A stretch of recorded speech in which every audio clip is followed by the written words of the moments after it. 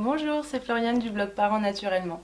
Aujourd'hui, je voudrais vous parler de la coopération. Évidemment, on aimerait tous avoir nos enfants qui coopèrent sans problème, qui font ce qu'on leur demande en étant contents de le faire, de leur plein gré, même avec le sourire. Contrairement à ce qu'on pourrait croire, les petits-enfants aiment coopérer, mais il faut avoir conscience qu'en tant qu'adulte, souvent, on vient freiner leurs élans naturels de coopération spontanée. Et notamment sur un aspect en particulier, et c'est de ça que je voulais parler aujourd'hui. Je pense qu'il y a une chose à se souvenir en toutes circonstances, et c'est valable à tout âge, pour favoriser la coopération de son enfant.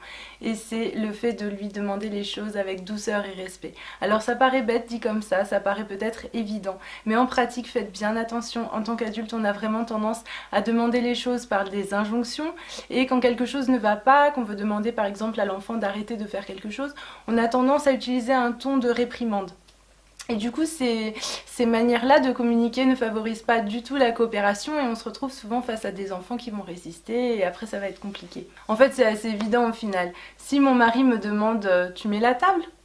Bon bah je vais mettre la table, je serai contente de le faire, il n'y a pas de souci, je vais coopérer. Mais si il venait me dire « mets la table !» bah là, je me sentirais agressée, je me dirais non mais de quel droit il me parle comme ça, et puis j'aurais pas du tout envie de mettre la table, même si peut-être que j'aurais fait de toute façon, mais par ce ton, ça me donnerait pas du tout envie de le faire. Et il faut imaginer que les enfants c'est la même chose, ils ressentent la même chose que nous. Et pourquoi on a tendance à leur parler de manière assez agressive comme ça malgré nous? Bien, je pense que c'est surtout parce que c'est le modèle normal dans notre société, parce que c'est ce qu'on observe depuis toujours, parce que c'est peut-être comme ça probablement qu'on nous a parlé à nous quand on était enfant aussi, et donc ça nous paraît naturel. Mais si on y réfléchit bien, il n'y a aucune raison de parler aux enfants comme ça, ils méritent le même respect que nous. On ne viendrait pas demander les choses de la même manière à un adulte. On n'aurait pas idée de lui parler comme ça, de manière assez abrupte, d'un coup comme ça pour lui demander quelque chose. Et donc je pense que c'est essentiel d'essayer de s'en souvenir quand on s'adresse à son enfant et d'essayer de repérer ces injonctions qu'on a tendance à lancer quotidiennement, de repérer les réprimandes qui sortent d'elles-mêmes toutes seules et d'essayer de corriger ça, et vous verrez l'incidence sur la coopération, elle va être énorme parce que l'enfant se sentira en confiance, il se sentira bien, il aura envie de bien faire, il aura envie de coopérer. Alors je pense que je peux dire que j'ai fait l'expérience des deux extrêmes avec mon fils. Je me souviens que quand j'étais enceinte de ma fille, j'avais des complications de grossesse sur la fin et j'ai dû faire pas mal de monitoring à la maternité, et comme il était avec moi tout le temps et que j'avais pas de moyen de garde, personne pour le garder, eh bien je devais l'emmener avec moi partout. Et à la réflexion, je me dis que c'est incroyable la coopération que j'ai pu obtenir de lui alors qu'il n'avait même pas 3 ans. Par exemple, pendant les monitorings, j'étais sanglée, j'étais attachée à la table. On était dans un espace, vous savez, isolé par un genre de toile, quoi. Et puis à côté, c'était les autres monitorings. Et je me souviens qu'il restait près de moi pendant une demi-heure, ça durait quand même une demi-heure. Il restait près de moi, il faisait pas trop de bruit. Il y a quelques fois où il a fait mine au tout début de passer sous la toile, et en fait il serait allé chez les autres, quoi, chez les autres mamans qui passaient les monitorings. Et puis j'ai réussi à le faire revenir, et puis il est resté près de moi. Et il y a eu un certain nombre de monitorings comme ça qui se sont incroyablement bien passés. Il y a eu les prises de sang aussi, il y a eu les rendez-vous chez la sage-femme, les rendez-vous chez le gynécologue. À chaque fois il était avec moi et ça se passait incroyablement bien et il coopérait tellement bien. Et je me dis qu'à son âge, ça aurait pu complètement mal se passer, clairement. Et pourquoi ça se passait si bien? Je pense à la réflexion avec le recul que j'adoptais le bon ton pour lui parler, pour lui demander. Quand il commençait à passer sous la toile, je lui disais « tu restes près de moi ?» Et puis il revenait, puis je lui expliquais pourquoi. Je lui expliquais que voilà ce qui se passait autour, mais d'un ton un peu enthousiasmant. Attends, je vais t'expliquer comment ça marche, etc. Et du coup, eh bien, ça se passait vraiment très bien. Quand j'y repense maintenant, je me dis waouh, c'est quand même incroyable cette coopération qu'on a réussi à mettre en place à ce moment-là, alors que ça aurait pu vraiment plus mal se passer. Et à l'inverse, il y a eu des moments où je n'obtenais plus rien de lui. Je n'arrivais plus à obtenir sa coopération, et c'était même pire que ça, c'est qu'il faisait exactement ce que je ne voulais pas qu'il fasse. Parce que voilà, je lui demandais sûrement les choses de manière agressive, il se sentait agressé. Et donc comme je lui demandais les choses par des injonctions assez fermes, eh bien il devait se sentir agressé, sentir que j'essayais d'exercer une sorte de contrôle sur lui.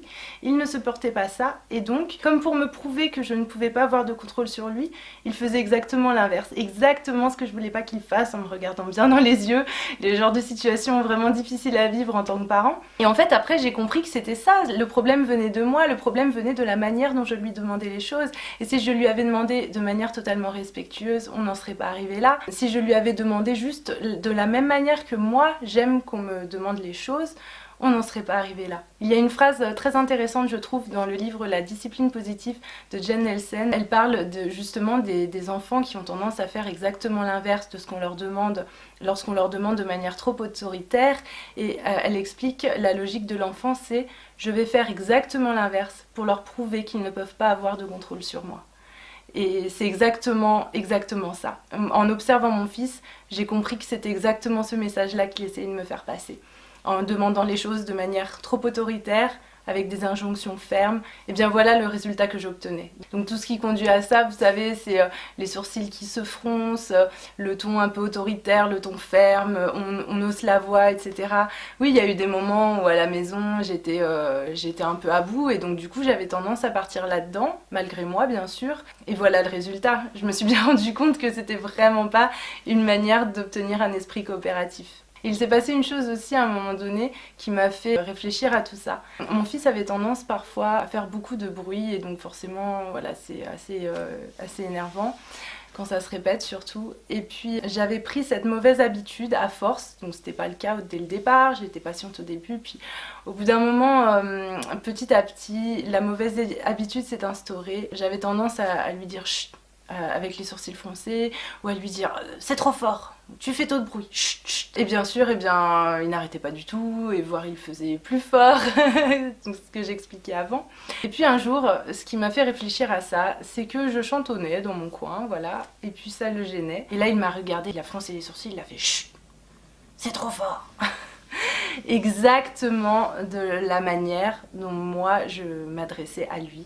Et c'est assez bluffant comme les enfants peuvent être notre propre miroir et comme ça peut nous amener à nous voir d'une manière qu'on n'aime pas forcément. C'est pas forcément évident de se voir comme ça.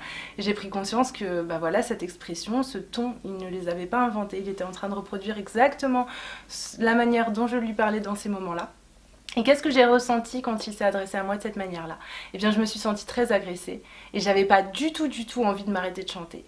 Au contraire, j'avais envie de continuer. Ah, j'ai pas aimé ce regard, j'ai pas aimé ce chute, j'ai pas aimé la manière, le ton.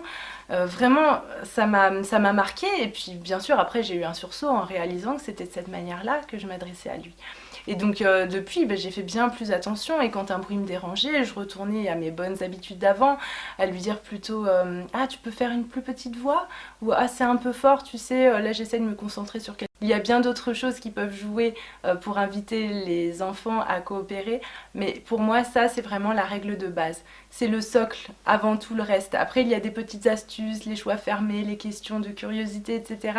Et tout ça c'est très bien, mais la base c'est vraiment de parler avec douceur et respect, de parler comme on aimerait qu'on nous parle. Et là déjà ça débloque énormément de choses. Et puis ensuite on peut travailler sur d'autres choses en plus pour améliorer le reste. Voilà, c'est la fin de cette vidéo. J'espère qu'elle vous aura donné matière à réfléchir et qu'elle vous aidera dans votre quotidien. Si ça vous a plu, n'hésitez pas à vous abonner et à aimer la vidéo. J'en profite pour rappeler que je propose en ce moment un atelier entièrement dédié aux conflits lors des repas. Donc je donne des conseils, des astuces de parentalité positive comme je viens de faire là, mais entièrement spécialisé autour du thème des conflits lors des repas. Donc surtout si vous rencontrez ce type de problème chez vous et que cela vous intéresse, n'hésitez pas à cliquer sur le lien sous la vidéo pour en savoir plus. Voilà, je vous remercie de m'avoir écouté et je vous dis à bientôt pour une prochaine vidéo.